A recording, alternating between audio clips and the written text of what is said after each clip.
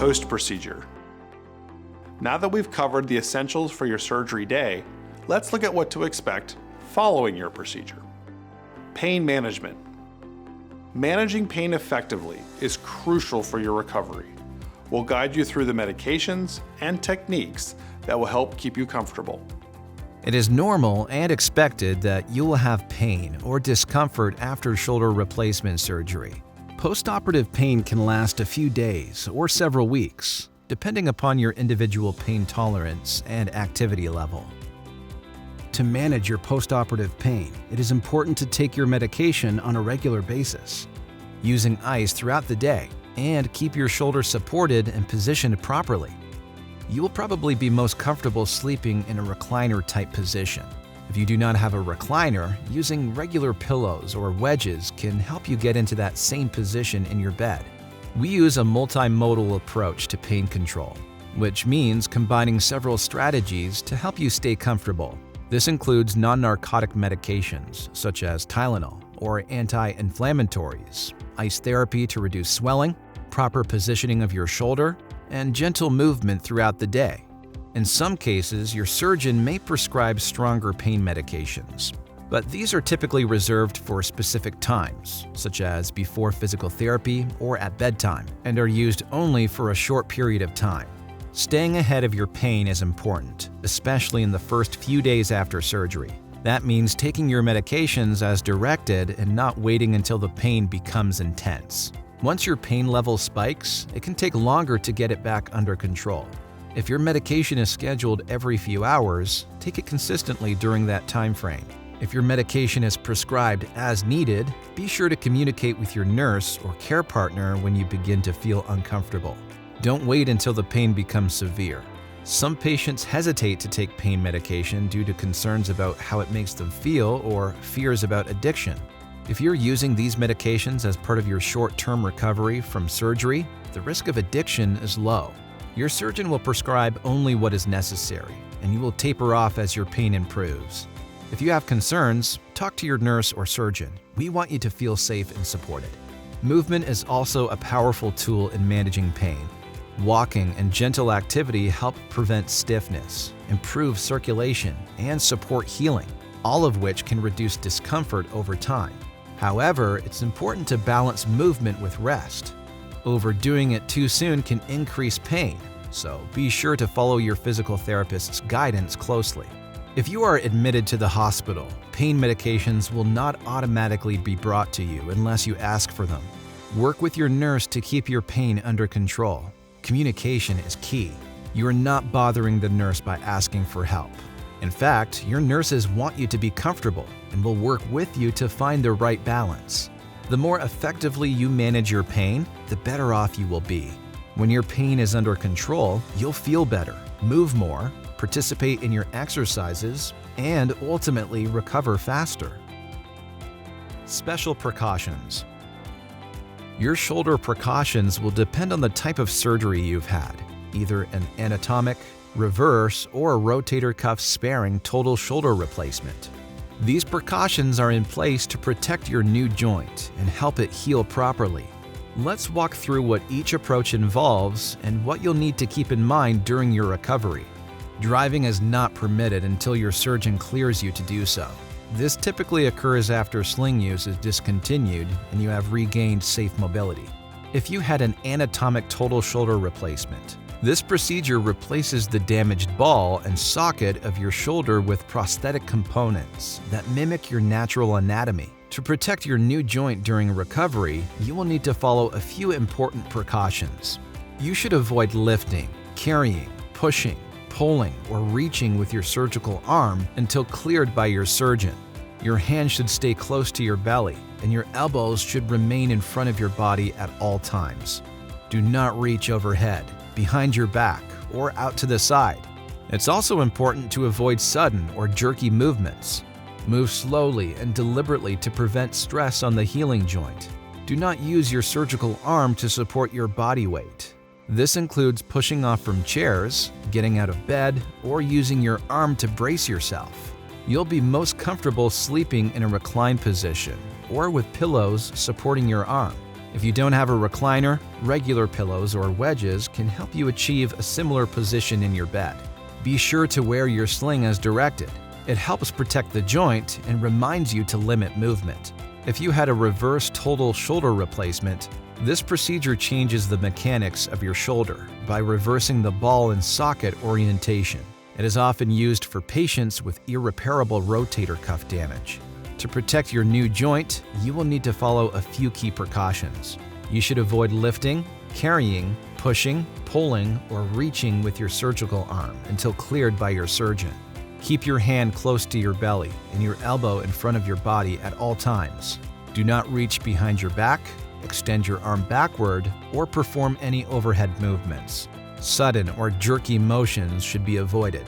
Move slowly and deliberately to prevent stress on the healing joint. Do not use your surgical arm to support your body weight.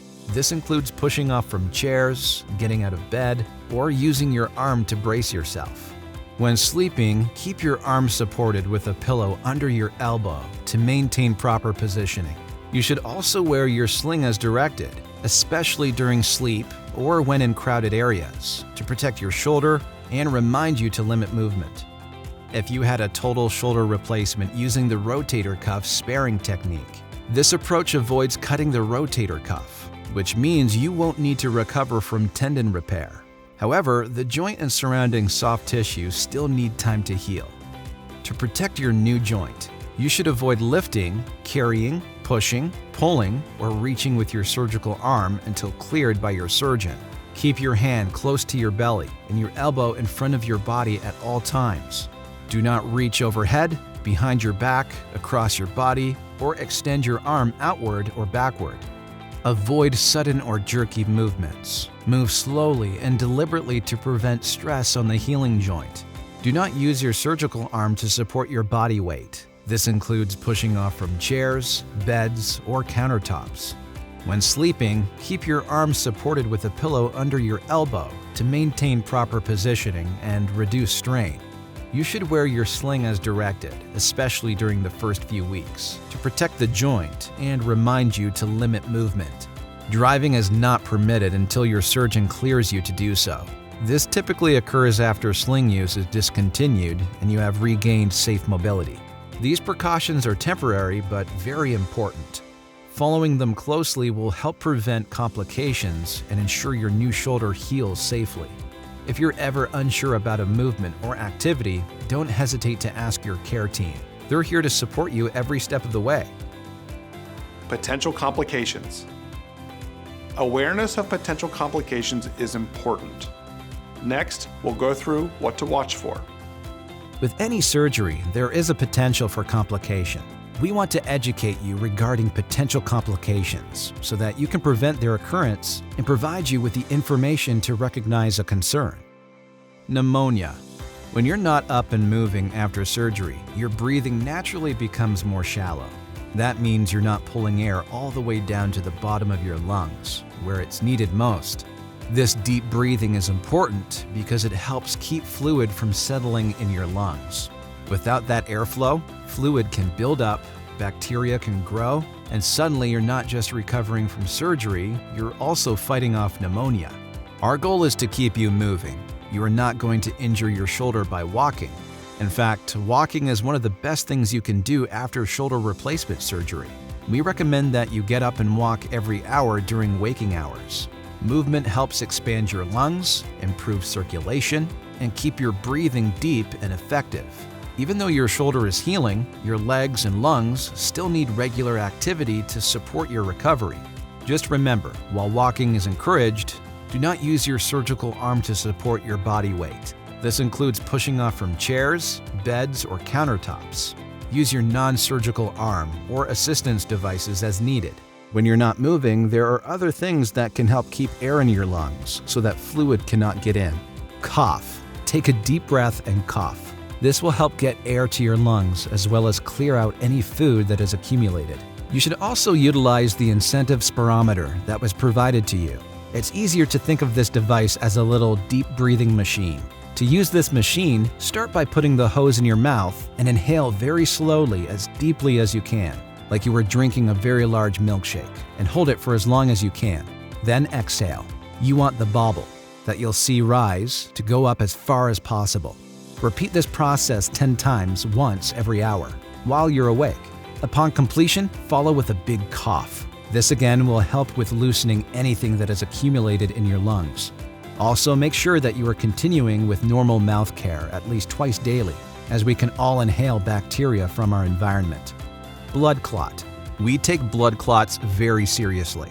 One of the most effective ways to prevent them is by staying mobile.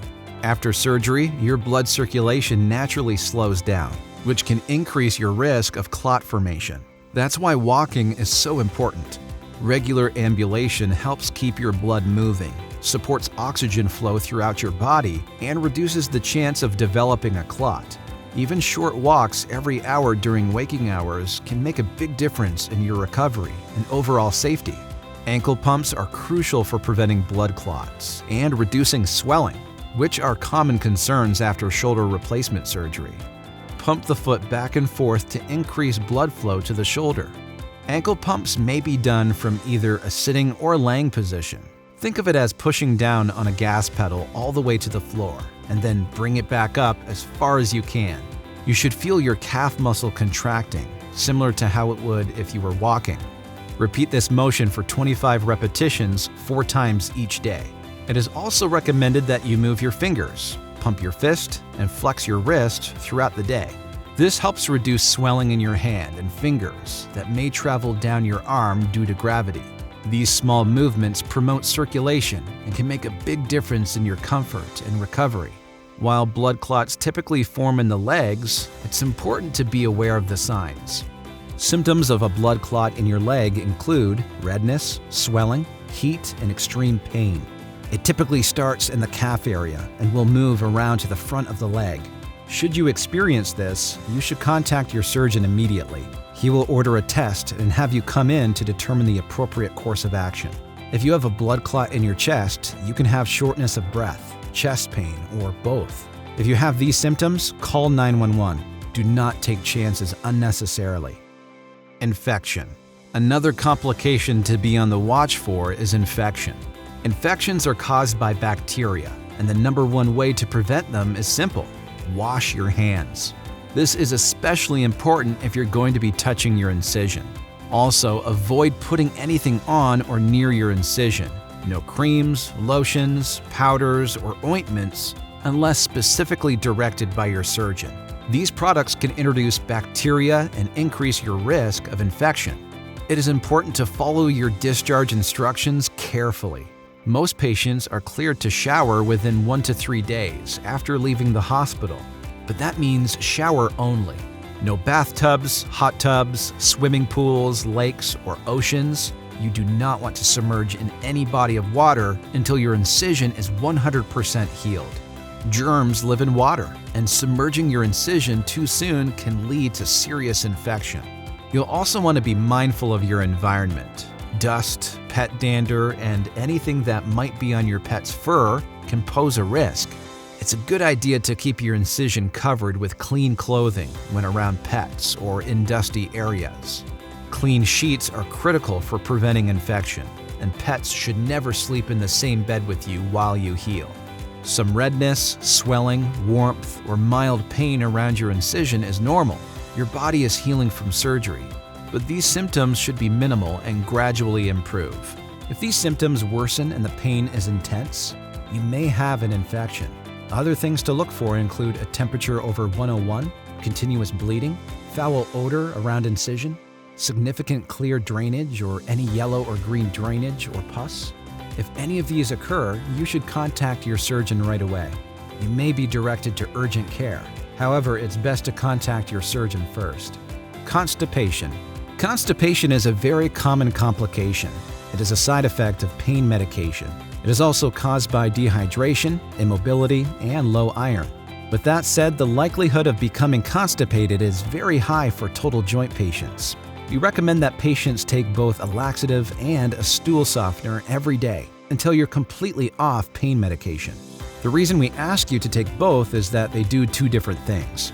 The laxative is going to get your gut moving, and the stool softener is going to make the stool softer and easier to pass.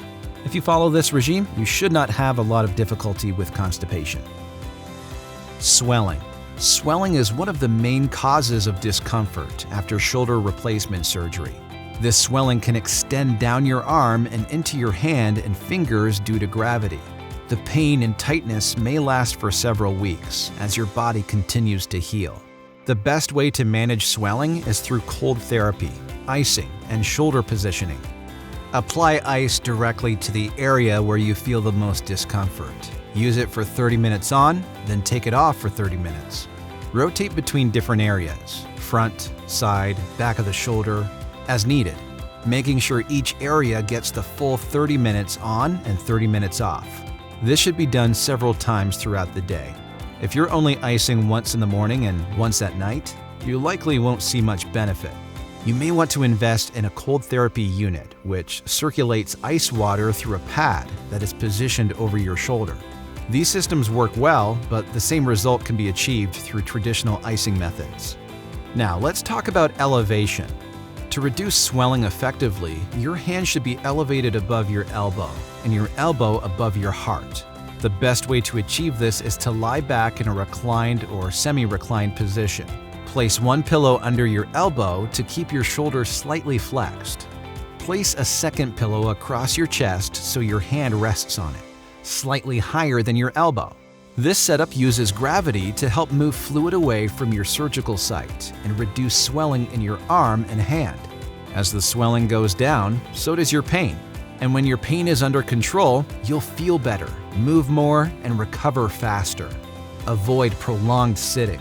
Gentle walking can improve circulation and reduce swelling. Orthopedic equipment.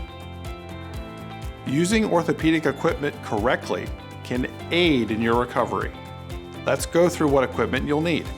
Your physical therapist will work with you to determine if you need any assistive devices beyond your sling, example, cane or hemi-walker, to support your recovery and protect your new shoulder. You'll also be shown the correct way to put your sling on and take it off. This helps minimize pain and prevents accidental strain or injury to the joint. Insurance doesn't cover the following optional items, but they can be extremely beneficial for you to have. Cold therapy units, as previously mentioned, can be a useful addition. They provide consistent automatic cooling, which makes them more convenient and effective than traditional ice packs. A raised toilet seat. These can be very helpful, especially if your toilet sits on the low side. If you choose to purchase a seat, we recommend that you choose the one with arms attached. These are important to allow you to use your non-operative arm to guide you and help you with balance. Safety bars can be particularly beneficial in the bathroom to help prevent falls. These can help with maneuvering in and out of the shower and give you something to help maintain balance. Again, stay away from bars held up by suction cups. A shower bench can make bathing safer and more comfortable. You can sit down before entering the shower and then carefully step in while seated. Once you're able to move your arm more freely, the bench will also allow you to shower independently without assistance. It's a great tool for maintaining safety while regaining confidence in your mobility. Exercise. Exercise is an essential part of your recovery. Your surgeon will let you know when it's appropriate to begin therapy based on your individual healing timeline. Every patient receives a personalized exercise plan tailored to their specific needs. It's important that you only perform exercises after being properly instructed by your physical therapist. Doing them incorrectly can cause unnecessary pain or even injury. If you experience any unusual pain while exercising, stop immediately and notify your therapist. They'll help you adjust your routine to keep you safe and comfortable. Urgent care. Unexpected issues can arise. Let's discuss what to do if urgent medical attention becomes necessary.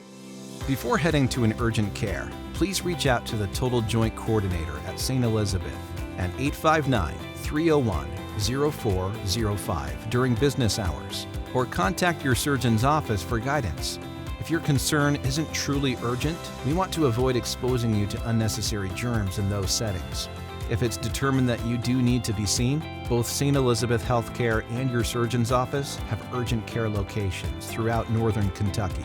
However, if you are experiencing bleeding, chest pain, shortness of breath, or swelling in your mouth or throat, do not wait. Go directly to the emergency room or call 911. Implant cards. Following surgery, you'll also receive an implant card. Let's go through what this is and when it might be beneficial. A week or so after you are discharged, we will send you an implant card signifying that you have metal in your shoulder. It's important to note that these are not accepted at the airport.